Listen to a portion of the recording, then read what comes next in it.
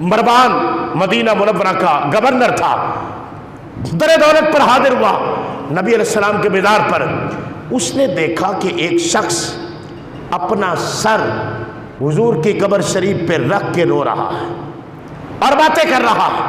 یا رسول اللہ یہ ہو گیا وہ ہو گیا، باتیں کر رہا ہے اور اپنا سر کہاں رکھا ہے؟ اپنا چہرہ حضور کی قبر شریف پر رکھا ہوا ہے. یہ سجدہ نہیں تھا. میں عرض کرتا ہوں کہ وہ کون تھا جو ایسا کر رہا تھا؟ کون تھا؟ مروان کو بڑا وٹ چڑھا. اس نے کہا کہ یہ کون ہے جو اس طرح کر رہا ہے؟ اس نے پیچھے ایسے گردن سے پکڑا، ایسے گردن سے پکڑ کے کہا یہ تو کیا کر رہا ہے؟ جب اس نے سر اٹھایا تو گردن کو چھوڑ دیا. وہ کون تھا؟ میزبان رسول حضرت ابو ایوب انصاری رضی اللہ تعالیٰ عنہ.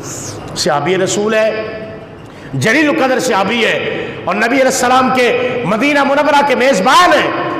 حضرت ابو ایوب انصاری نے جب گورنر کو دیکھا کہ وہ سر پہ کھڑا پوچھ رہا ہے کہ تو یہ کیا کر رہا ہے، تو حضرت ابو ایوب انصاری رضی اللہ تعالیٰ عنہ نے فرمایا مروان تو کیا سمجھتا ہے میں کسی بت کے سامنے جھکا ہوا ہوں؟ میں کسی بت کو سجدہ کر رہا ہوں؟ میں بت کے سامنے عرض و معروض کر رہا ہوں؟ واللہ مجھے اللہ کی عزت کی قسم میں اپنا حال دل اپنے آقا کو سنا رہا ہوں، میں سرکار سے باتیں کر رہا ہوں، حضور کو اپنی باتیں سنا رہا ہوں.